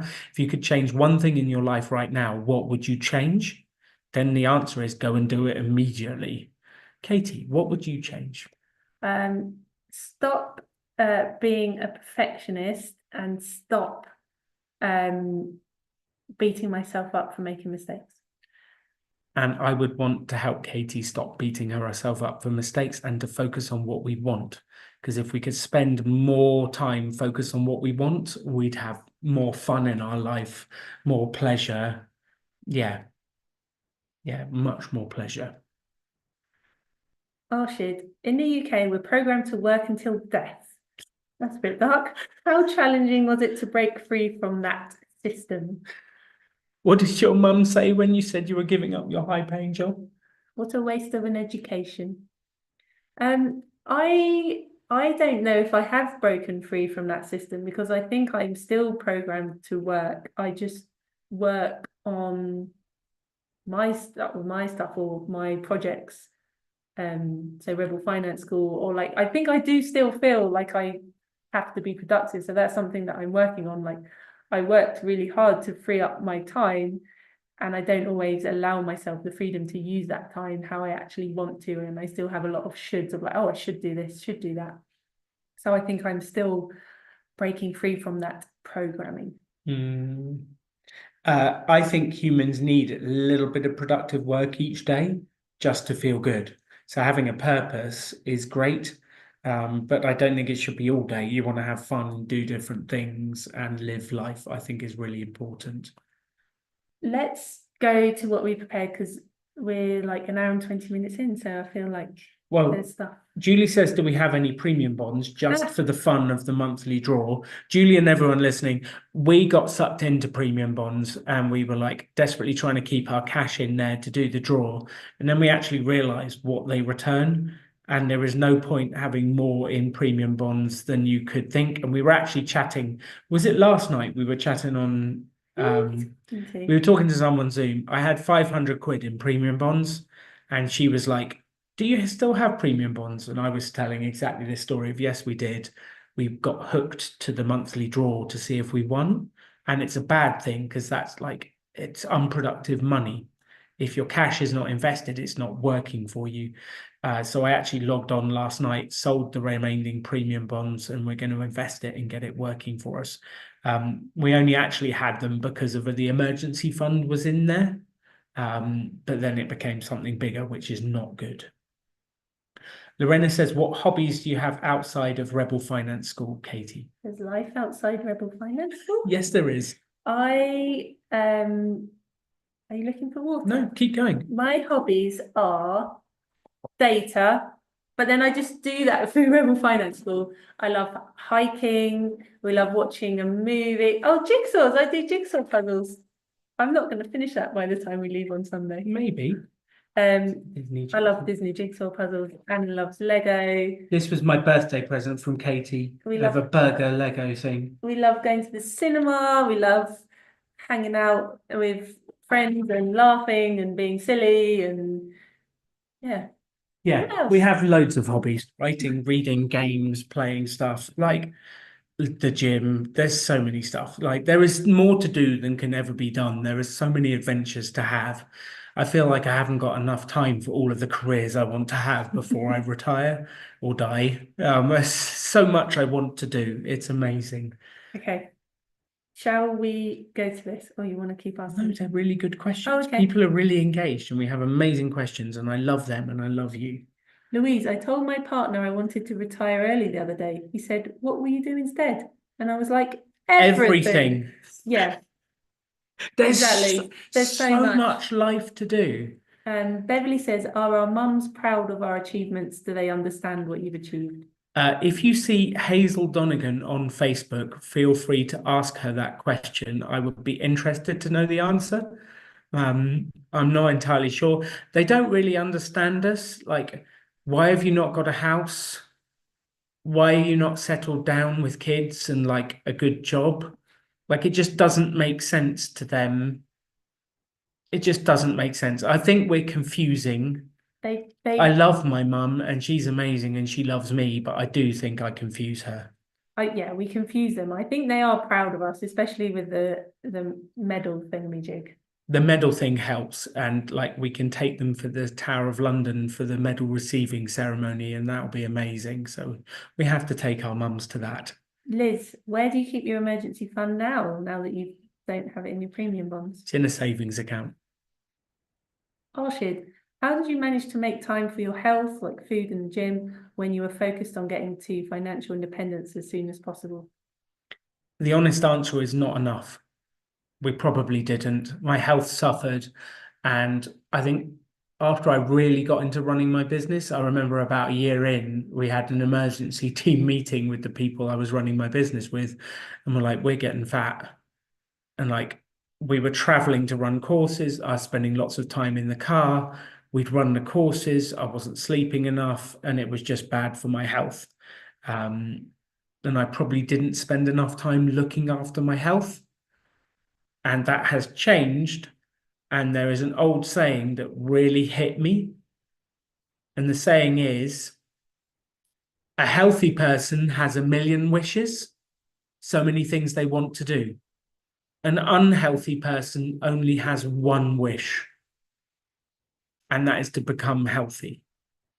So like take care of health first. And that has really driven us for the last year or two. It's changed everything.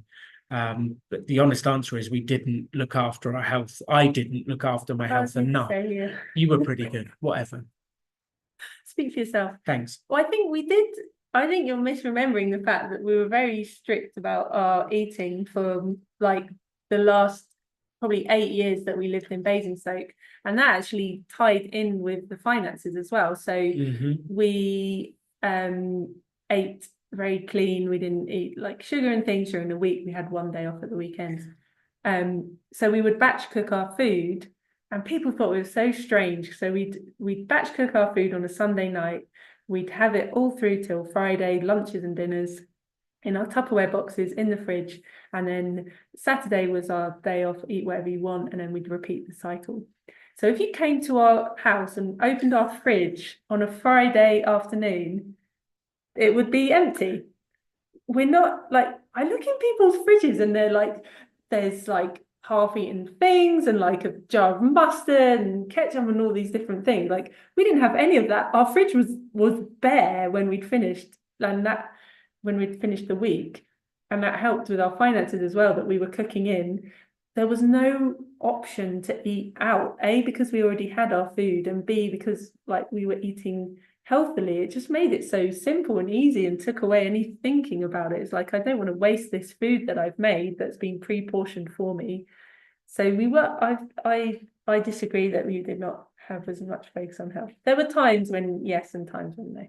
Kevin Brooks says, my question, are you interested in the stock market itself and following the financial markets, or just passive invest and don't think about it? The answer is, I don't really care. Like, I hate the news. It's all utter crap. Like, there's no point particularly following it. The only times I do follow it is when one of you emails us and says, the market's gone down, I'm panicking, what should I do? So then I look and go, oh yeah, the market did go down, or like, oh no, it didn't. It's been a 2% drop. What are you talking about? That's the only real time I look, is when I'm in service of the Rebel Finance School audience, or when we do our monthly finance meeting. That's it. Someone earlier that we didn't get to answering said in the chat, how often do you look at your investments and see what they're worth? And how do you feel on days like today where it's in the red? And I was like, is it in the red? No, it was in the red. I don't look. I look once a month. I don't really care whether it's up or down in the day to day.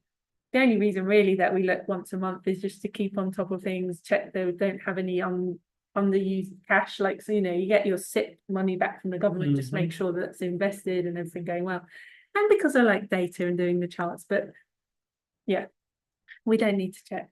This was one of our favorite questions, which I think you're going to love this bit. Yeah. Helen asked, question for Katie. Oh, Katie, After realizing how smart you have to be an actuary, Thank you very much. have you ever tried to time the market, Katie? Shocked face, even a little bit. Have you tried to time the market? First of all, thanks for saying I'm smart. I think that is part of my identity. This question concerns me a little bit because is Helen saying that smart people can time the market? I'm smart, therefore surely I should have tried to time it. Is she saying smart people think they can time the market? I'm curious to know that. So we don't think that anyone can time the market, as you know, if you've come on Rebel Finance School. Have we ever tried? Yes, in a way. And let me tell you, with the help of some charts, what happened. So this is a chart of the FTSE Developed World ex-UK, which is the only fund that actually existed at that time. I think the global all cap came in 2016. Anyway, March 2016, we had a bunch of money. We sold a property. We had £125,000 in cash. At that point, that fund, one unit was worth £227.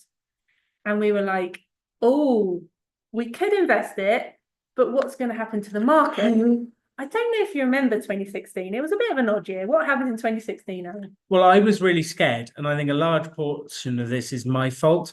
I was like, the vote for Brexit's coming. This is going to be terrible. The markets are going to collapse. Like, we can't invest just before Brexit. And there was Trump versus Clinton. There was that big thing. And I was like, if Trump gets in, the world's going to end. The market's going to go down. I was like, we cannot invest.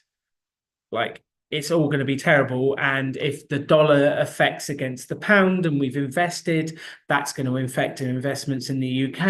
And like, I had all of this fear that I was spewing forth over the universe about what would happen. It was not a good time. So the market kind of bummed along. The Brexit vote was in June of 2016. Do you know what happened to the market as soon as Brexit happened? After Brexit, do you after know the happened? vote. Beverly is pointing up, or she's putting her hand up to answer the question. I don't know which. She's saying up. Beverly is absolutely right. Stephen has just read our Just Start article in the Investor series. He's saying to read it. He helped us update it. Yeah. So what happened? It soared up. It stormed up. So it went from £231 to £276. That is quite a big jump. So, but still at this point, we were like, well, the US election's coming up. Like, let's hold off a little bit more. And in September of 2016, we sold another one of our properties and had another £125,000 in cash. We had £250,000 in cash, just sat there doing nothing, eroding due to inflation. We needed one of you to slap us to come to our senses, to hear thank you for offering. So we come along to the US election that was in November of 2016, and at that point the Dev World was £280.91. And then, do you know what happened next? What happened after the US election? Lorena is pointing up, Beverly's pointing up, or pointing a finger at us. I can't quite tell which. Okay, yes, it shot up afterwards as well. And like, we finally invested at that high after all of this crazy stuff. And it was all based on fear. Absolute fear. We were so afraid. In a way, we weren't trying to time the market, but in a way, we were trying to time the market because we were afraid that it was going to crash, which is timing the market. We were more afraid it was going to crash than trying to capitalize on a crash, weren't we? It wasn't like we were waiting to put our money in at the bottom. It was like, oh, the market's going to crash and we don't want to lose all our money. So we're creating these slides this morning. And then on YouTube on week 6, up pops this comment. Given the state of the markets at the moment and the instability in the US, there's plenty of people saying to get out of the North American market ASAP. What are your thoughts? What is this lady trying to do? She's scared. She is afraid, just exactly the same as we. And this is a repeating cycle. Every time there's election, every time some big thing is, people get afraid and they're like, we should all draw our money out. We're just fearful. And I was so massively fearful at that point. But what do you think? Our failed experiment at timing the market, what did it cost us? So let me think about that and say, what do you think it was monetarily that it cost us our inaction? So just to show you, so that last little bit from when we had that second tranche of money in September to when we actually put our money in, the market had gone up 9% in that period. So we missed out on that growth. And then the first tranche that we had is from March of 2016. The market went up 26% in that period. 26% we would have earned on that 125 grand. Who is wincing now, going, what the? Someone kick us to here, bring out that hand, slap us. And not only that, so that's what missed out on 2016, but we are continuing to miss out because of the fact that we didn't get those units at that price. So as the market continues to grow, and this is from 2016 to now, like that number is only going up because we didn't have as many units as we could have bought when we first had that money. So what has timing the market cost us so far? And I updated these numbers in June. Tahir says 50 grand. Fiona says 25. Then she updated it to 35. Martin and Lisa says, at least you weren't with St James's Place. Fund was this? This was the FTSE Developed World ex UK, which is one of the global-ish funds that you can get in the UK. Lorena says 80k. Julie very specifically says 57,925. Simon 33,625. SA says 500k. Wasn't that much. It has cost us so far £101,000 and counting. Like that, trying to time the market has cost us 100. We would have been 100 grand richer. Like I would have bought a lot of Lego with that 100 grand. Like you do not believe how much I would be rolling in Lego. Well, that's painful.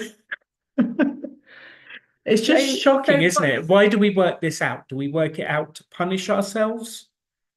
No, we work it out to try and help you because we don't want you to make the same mistakes that we've made. That mistake cost us 100 grand. Don't make the same mistake we made. Just put your money in the market, get invested, and get on with it. That's it. Okay. Is everyone okay? Have you recovered from the 100 grand shock, or is it just me that's going, this is painful?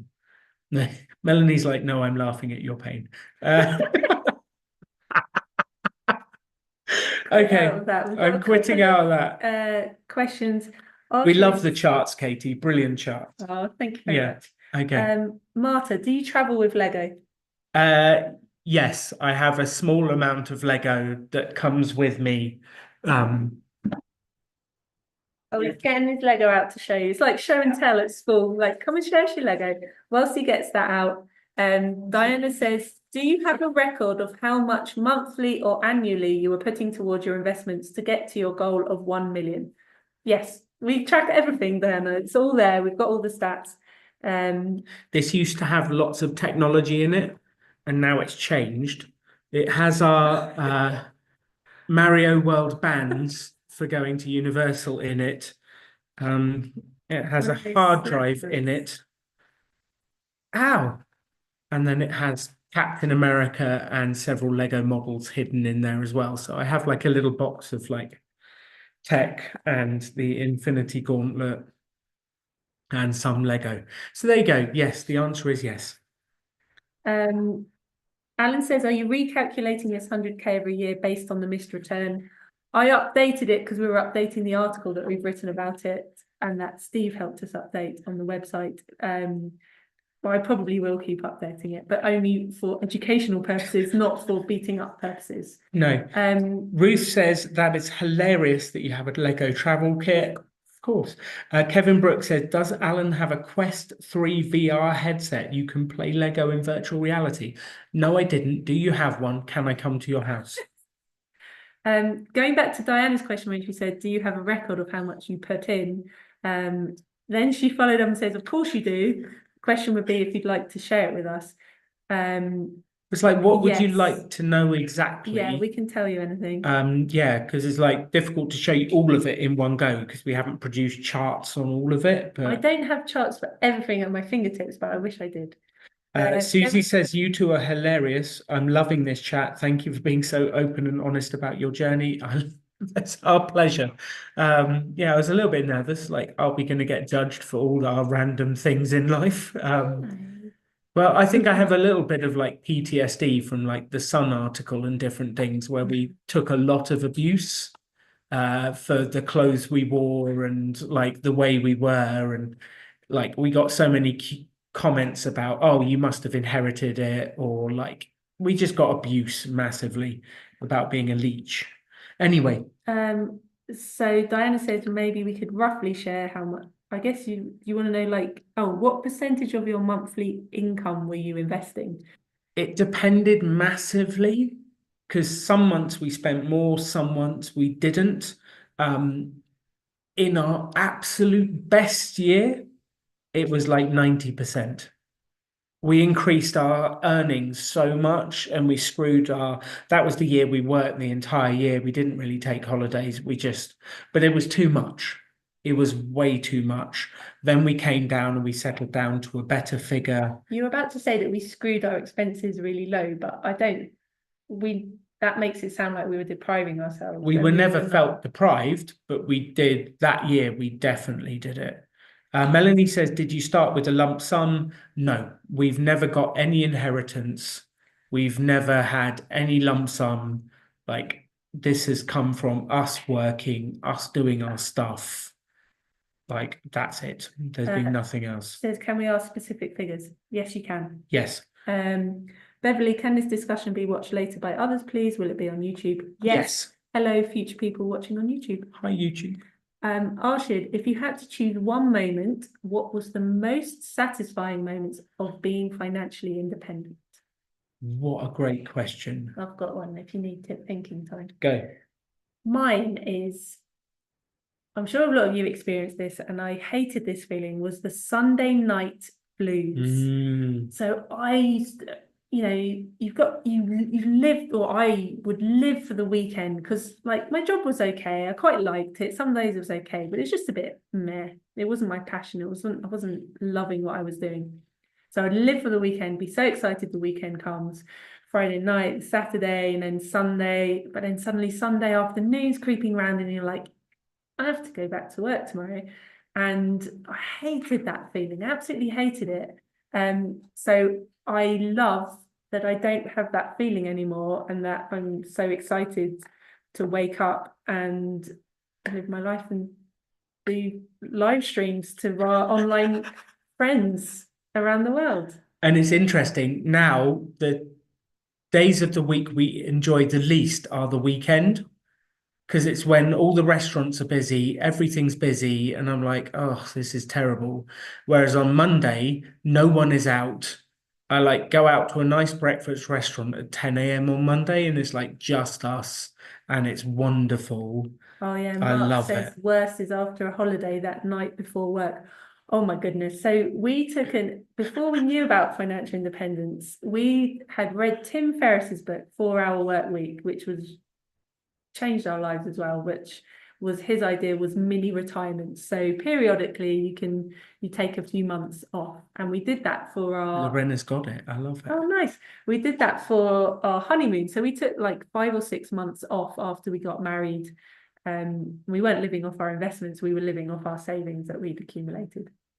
And oh my goodness, the Sunday night blues when I had to go back to work after that finished, I was so grumpy. For about a month. I just was like, this is absolutely like, what is this? This is my life now for the next 40 years. This is terrible.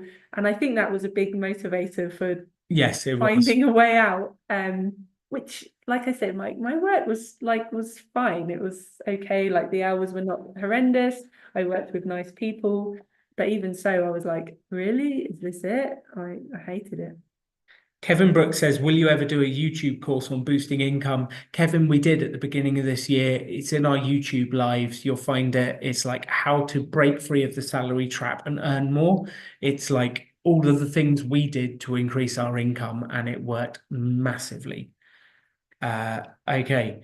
Sheetal says, so you started investing purely with a gap and then put in the lump sums from the sale of the two properties, and that's how you got to 1 million in 10 years.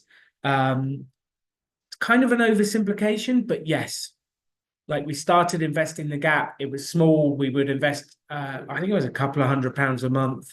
Then it built, then it built.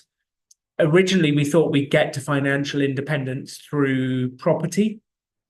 So we actually saved up the deposits, bought the investment properties. They then created a return, which we then reinvested in the stock market once we'd learned that we didn't want to own any toilets and we just wanted to invest in index funds. So we used that money to reinvest in index funds, and that just compounded like a giant wheel. We increased our earnings. So yeah, that was basically it. The biggest things that helped us was increasing our income. So Katie becoming a contractor, me building my own business, that like then compounding and the stock market going up, like it was magic. We were highly, highly focused on the gap. And yes, that's where our money came from, the gap, and very focused on increasing our income. I like Alan's question. Alan says, there's a study showing that people were making most of their money in their life in the ages of 38 to 45. Well, you didn't really work for those years. I did not. I'm 40. I haven't worked since I was 38. And you've kind of missed that boat now. Whatever. So do you think if you worked for a few more years, you would be a few millions better? Yes. We would. We would be. Like, if we'd have worked for more years, we would have a shed ton more money. But like, what would we do with it?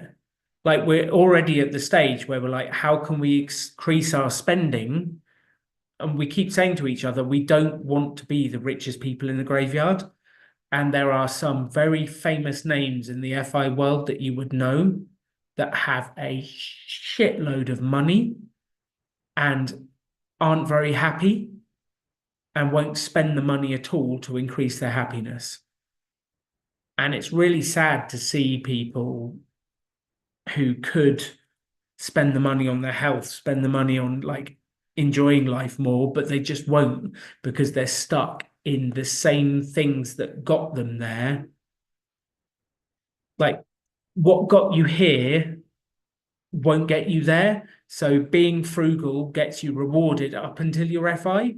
But then when you've got money to spend, being frugal and like not spending money on health and different things doesn't serve you. You have to change as you go through it. Katie. Liz says, sounds like Katie didn't work. She still earned the most in her, though Katie didn't work, she still earned the most in her life in those years, in the 38 to 45. I earned most in my, I stopped working in the corporate world in 2017 when I was 33. So you made most of your money was being 28 and 33. And the most I went contracting when I was 31. So most of my money, the vast majority of what I earned was in my early 30s. Yeah. And the interesting bit is we've made almost the same amount of money in our lifetimes. Katie just did it quicker. I can't help comparing my pineapples then and feel a little bit smug about that. Thanks. I mean, this is something I've been thinking about, that actually I think I still compare pineapples, but it feels nice when I think mine are juicier than yours. Liz says, but you earned through your investments. You earned $1 million since you retired. Yeah, exactly. Yes. Yeah. We earned more in our investments, but we like, it's strange because we didn't actually do anything for that. We just put it in and left it. So like, yeah, it's very strange when you earn money, but you haven't really done the work for it. It's not earned income. Yeah. It's investment income or investment growth. Sarah said, I spoke to someone in their early 20s the other day who got a permanent job at work. She was so upset. She said she didn't want to do it permanently. She thought she had to do it forever. We ended up having such a laugh together. It's like, this is a life sentence. It's permanent. There is no way out. Well, that's why they call it a permanent job. It's a permanent position. Stephen says, if you're receiving dividends from Rebel Business School, do you still draw down for your investments? This is the first year where we've really started to take money from our investments because we have upped our spending to have more fun. We did huge things for Katie's 40th birthday, and we're trying to have more fun, do more experiences. So we've started to take money from our investments to do that, and we are confidently spending big time. Although Katie still gets nervous when we do spend money. I had to repeat to myself the other day when we spent what I felt was a big sum of money. I was like, I am abundant. I am abundant. I had to keep repeating that to myself because I'm like, I am abundant. Okay. Do you ever think you'll buy a property again, Alan? Maybe, Kate, but I don't really want an apartment with like HOA or whatever they're called, like the maintenance charges and fees. Well, you'd rather maintain it yourself and have a house and have to No, I don't want. I clean don't the know. gutters out. Maybe one day when we've got enough to hire someone to clean the gutters. You never know. You never know. Okay. Oh, Kit said at first she thought I said I am a buzzard. No, I am abundant. Sarah says I should buy a Lego house, which I love. Yes, let's do those last couple of bits. Asks, 81. Michael said, where did you get the name Rebel Finance School? Is it a throwback to the Star Wars Rebellion? So that's what Michael asked. Is it a throwback to the Star Wars Rebellion? To which I say, no, we don't even like Star Wars. No, we've never done anything to do with Star Wars. No, we've never held a lightsaber. No, we don't like Star Wars at all. No, it wasn't. In whenever it was, 2011-ish, I was wanting to start a business school, and we wanted to do it the exact opposite. So no debt, no loans, no business plan. Here's how to start a business without that. And that was one of the ideas that Simon and I came up with, my business partner, about what it was called. And we can't actually remember who came up with the name Rebel Business School, but that's just the name we came up with it. We actually didn't use it to start with because we didn't get a permanent building. So we actually called ourselves Pop-Up Business School because we would pop up in other people's venues. And we did that for like the first 5 or 6 years until we got our own building. And then we're like, oh, we can't be called Pop-Up anymore because we have a building and we're not popping up. We're now like Permanent Business School. So we changed our name to what we always wanted to be, which was Rebel. That's what we always wanted it to be. But what about Rebel Finance School? And then we called Rebel Finance School Take Control of Your Finances for the first year. I think Derek was there for the first year, maybe. No, second year. But shout out to anyone who turned up for Take Control of Your Finances. And then after the first year, it went so well, Katie just looked at me and said, why aren't we calling it Rebel? And I was like, I don't know. So we called it Rebel Finance School, and that was it. Speaking of Rebel Finance School, Kevin asks, are we outliers in the FI community and YouTube generally in giving everything away? Yes. I guess people have their blogs, don't they? But generally there is like, most people, I guess, the model normally would be that you have something that's free and then there's an upsell at the end that you sell them the premium package or whatever.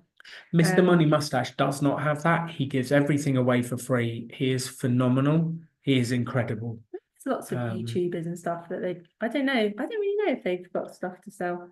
There's a mix, but like no one gives away a 10-week course for free. No one does that. Like such weirdos. People write blog articles and they publish them, and there's normally a game of like getting readers to then earn money from affiliate links and different things. But yeah, no one does quite what we do. We are weirdos. But do we align identically with that, as in like, are we both okay with that, or did one have to convince the other? I think we're both individually okay with that. Like, I think because we've always had the Rebel philosophy that at Rebel Business School, no one has ever paid to attend. They get sponsors because it's there's people that work for the business, so they need to generate money somehow, but no one that attends pays for it. So we never have thought about Well, when charging. we've never thought about charging for anything. I think in the second or third year, we started to look for sponsors. And I spoke to Pension Bee, I spoke to someone else, and basically I hated the calls. And I looked at their packages and I was like, you're actually damaging people's financial futures. I can't accept you as sponsors. And pretty much the only sponsor I would ever accept is Vanguard. Um, but they don't sponsor people because they don't really need to. And also, we have a little bit of like, I don't really like, I There's quite like costs. being pure.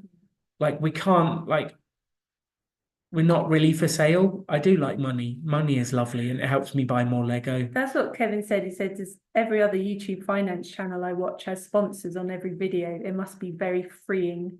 It is, because It we can is. say what we want, and we can say, "Oh, we don't like these people. We do like these people," and I'm not being paid to say it. So I think it adds to the trust that people have in us, that we're not doing it for monetary gain. We're not pushing products.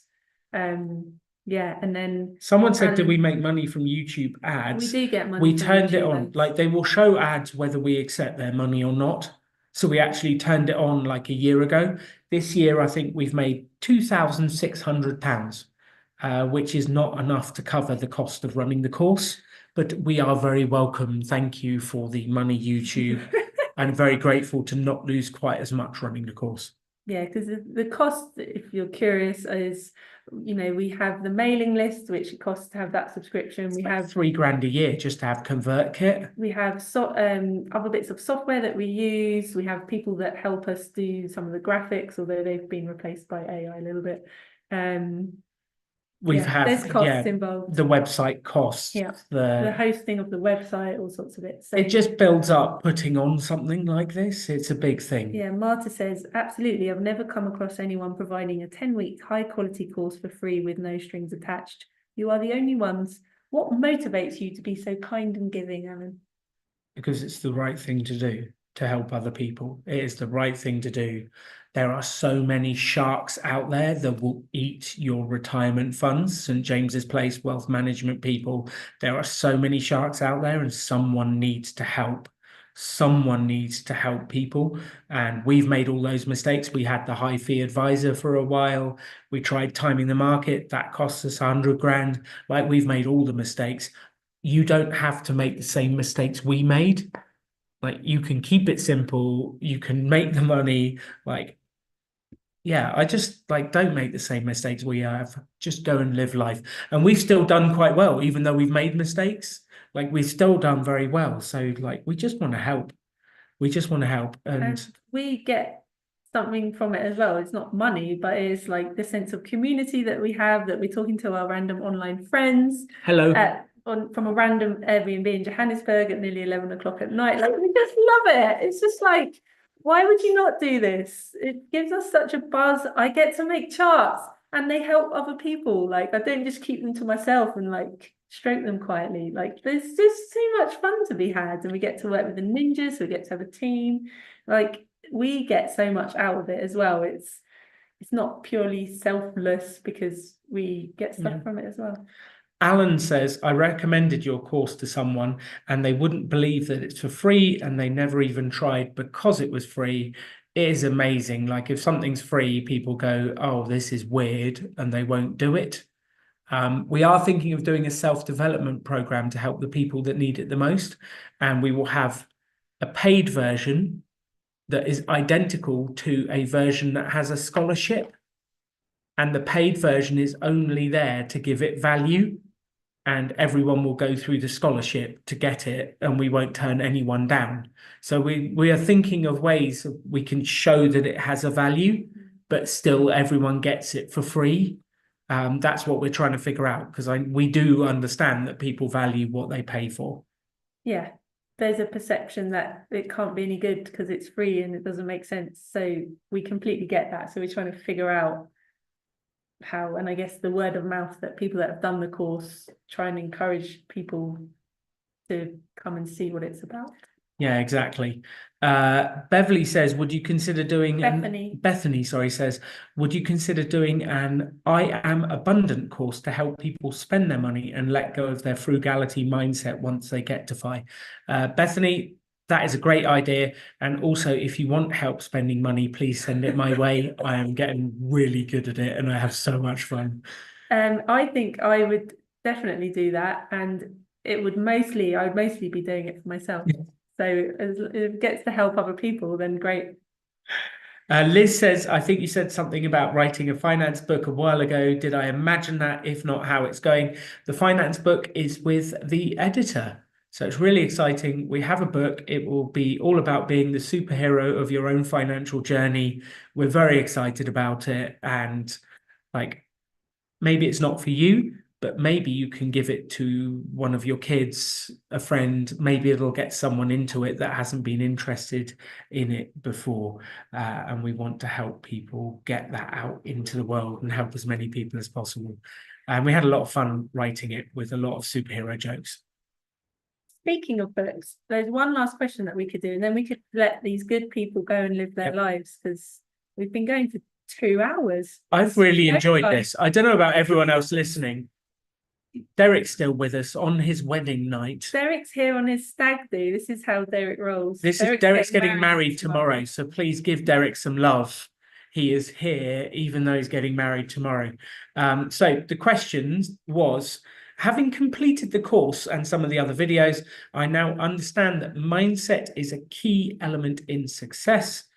Alan said in one of the videos that if you read the top 3 books on any subject, you'd know more about that subject than about 85% of the population. And that blew this lady's mind. And it is so true. If you read the top 3 books on any subject, you will know more than most people in the world about that subject. Then she said, I'd like to ask which books have had the most impact on Alan and Katie and why? And I'm going to start this one. When I was a lot younger, my life was a mess. Parents were getting divorced. I lost my job. I went to see my girlfriend and said, I love you. I've got time. Do you want to go away with me? And she said, no, I don't love you anymore. So I lost my job, my family, and my girlfriend all at once. And this guy said, your life is a mess, Alan. You should read this book. And I'm so grateful he did. He gave me this book, which was called Notes from a Friend. It's quite a short book, and it changed my life, completely changed my life, changed the way I looked at the world, and helped me to set goals, have confidence, make progress. It completely changed my life. Then there were 2 other books that completely challenged our assumptions about the world. One of the ones that I read that helped me to start my business, and we applied lots of the ideas. We never actually managed to get amused and follow some parts of it, but the 4-hour work week had a huge impact on us. And then the 4-hour body had a huge impact on our health journey, losing weight and getting fit. Yeah, his is the slow carb diet, and that's the diet that we followed when I was talking about our healthy eating earlier. And I hate the word diet because it makes it sound like a fad and not something you do, but it's diet as in what you eat, yeah. not like diet as in a time frame. It's like what you eat. Then this was the personal finance book that got us started on this journey. Do not read it. It's not good. This is way better. The Simple Path to Wealth by J.L. Collins is a fantastic little book. If you're not from America, just don't read the 2 chapters on tax. The rest of the book is excellent. If you're from America, read the whole thing. And then Katie? There's a book called Be Happy by Robert Holden, and I found this book excellent on my journey of learning about happiness and how to be happy, and that happiness is not something to be achieved. It's not bestowed upon you once you have achieved X, Y, Z in life, once you've reached financial independence. It's not like a lifetime achievement award that you get to the end and go, well done, you were good, you get some happiness. It doesn't work like that. And if you believe that it's something outside of yourself, then you'll never have it, because you'll always be constantly trying to get something outside of yourself. And that's the big thing that I got from that book. And I thought it was an excellent book. Awesome. Mandy says, I'd love to listen to you guys and Martin Lewis all in one room. That would be interesting. Mandy, please write to Martin Lewis and tell him. Oh yeah, we could get everyone to like write to Martin Lewis and be like, "Did you know about these guys? Did you know I about wonder these weirdos? if anyone, I wonder if he knows about us. It'd be I doubt interesting. it. Who knows? Don't know. We're quite like going up in the world, things and everything. I know. So like it's been going 2 hours. I think we've done an incredible amount. Your questions have been utterly inspiring. Your energy has been incredible. Derek got a huge amount of love in the chat. Derek, good luck tomorrow. Have an amazing time. Come back married. I think that's the plan. Yeah, You exactly. didn't know what to say though. You I had to didn't try, know. didn't I you? needed Like- a third thing. Come back married, Derek. You are all wonderful. We have absolutely loved hanging out with you tonight. It has been incredible. Thank you for your questions and your energy. If we didn't answer your question, that's because there was so many coming, and I apologize. You've inspired us to want to do more with the way you've engaged with us. And the fact you show up, you turn up has just, yeah, that's what inspires us and keeps us going. I love this. Sylvia said something nice. Said, "I love you guys even more after listening to your stories today." Oh, Sylvia, thank you. Thank you. We love you too. We just love hanging out with you. We love helping with you. And the biggest thing you could do for all of us is just take these things and go and live an incredible life. Your happiness makes us happy. So the biggest gift you can give us is your happiness. So Kit, go have fun and be happy. Harriet, go have fun and be happy. Derek, go be married. That's all we need. Go and have fun, and that just lights us up. YouTubers, you are incredible. Al Hanley, we'll see you in New Zealand for the trip. Simon, tour. Jill, the Pie Tour of New The Zealand. Great Pie Tour of 2024. We're coming on around about November the 12th to New Zealand. So we'll be there, and you better come and hang out with us for a coffee or something. That sounded quite aggressive. But maybe. Okay, So, YouTubers. Thank you for coming, YouTubers. Goodbye. Okay.